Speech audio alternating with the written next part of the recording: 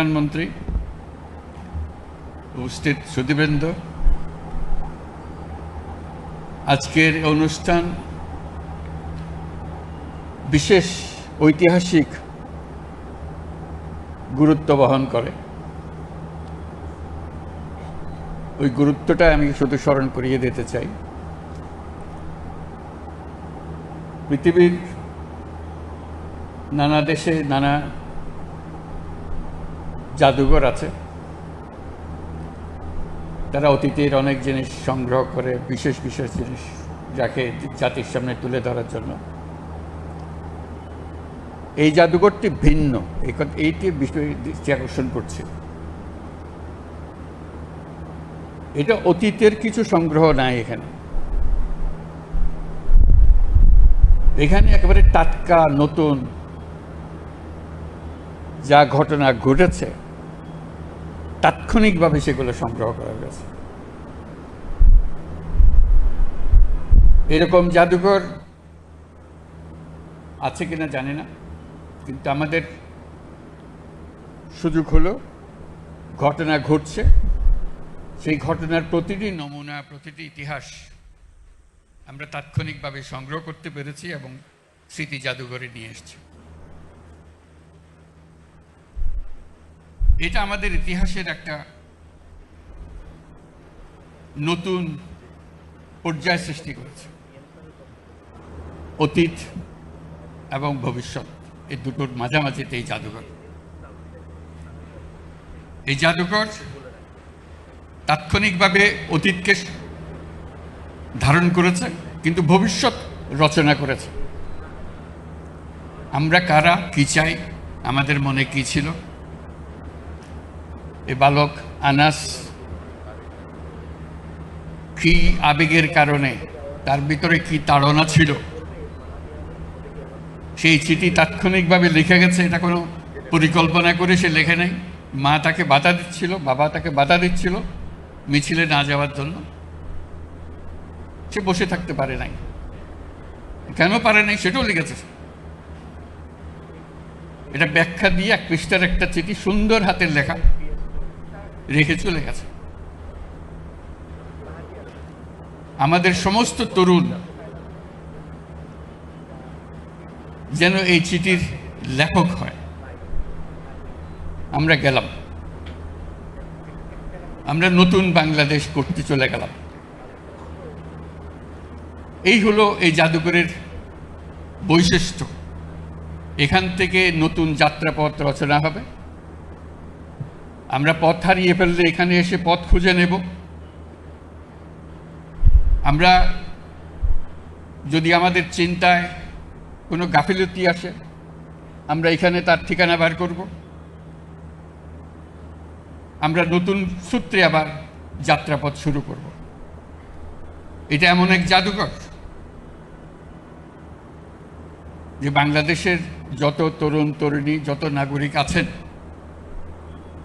সবাইকে যেন একবার দেখার সুযোগ হয় এবং প্রতিদিন দলে দলে আসবে, দেখবে, নিজের মনের কথা লিখে রাখবে, লিখে জমা দিয়ে যাবে। এখানে তার মনে কি আবেগ এসছে, তার ভবিষ্যৎ কি চিন্তা করে, সেটা লিপিবদ্ধ করে যাবে এবং এটা সারা চত্বরে গমগম করবে।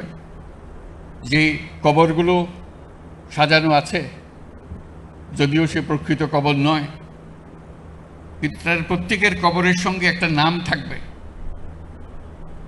সেই নামটা খুঁজে ইতিহাস বার করবে। এখানে ইতিহাসগুলো থাকবে যে কেন, কিভাবে মারা গেছিল, কোথায় মারা গিয়েছিল, তার ইতিহাসটা কি। এগুলো আমাদেরই বন্ধুবান্ধব, আমাদেরই ছেলে মেয়ে, আমাদেরই পাড়া প্রতিবেশী। এটা কোনো বিশেষ ধরনের রাজনৈতিক কর্মী নন। তারা একেবারে সাধারণ ঘরের সাধারণ ছেলে মেয়ে, যা রাজপথে নেমে তারা চেয়েছিল যে এই বাংলাদেশ আর চলবে না, আমরা নতুন বাংলাদেশ গড়ব। এটাই ছিল তাদের আশা।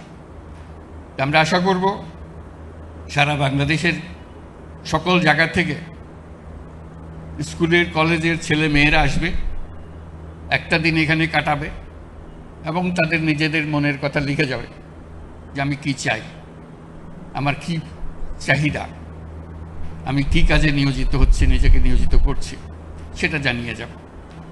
এটা সারা দেশের সকল সংস্কৃতির একটা পীঠভূমি হবে। গান বাজনা, বাক্য,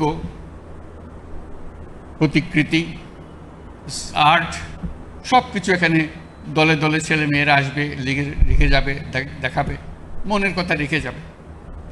কাজে এটা হলো সেই কেন্দ্রবিন্দু। এটা আমাদের ইতিহাসের আতুরঘরের দৃশ্য। এখান থেকে আমরা যে নারীর সূত্র যে রেখে যাব সবার কাছে, এই সূত্র যেন আর ছিন্ন না হয়, আমরা এই সূত্রে গঠিত হয়, সমাজের সমস্ত চিন্তা ভাবনা এর মধ্যে আসে।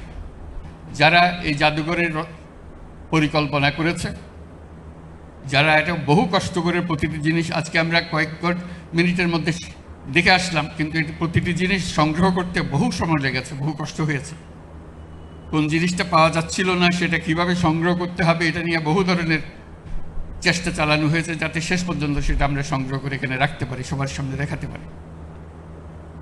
কাজে ওই নারীর সূত্রটা এখানে স্থাপন করা হলো, যাতে সারা বাংলাদেশ নতুন ভঙ্গিতে, নতুন দৃষ্টিতে সামনে এগিয়ে যাবে এবং আত্মমর্যাদা নিয়ে, সাহস নিয়ে আমরা আমাদের বাংলাদেশ গড়ে তুলব। যারা এই জাদুঘরের পেছনে পরিশ্রম করেছে, এটাকে তৈরি করেছে, তাদের প্রতি আবারও ধন্যবাদ জানাচ্ছি।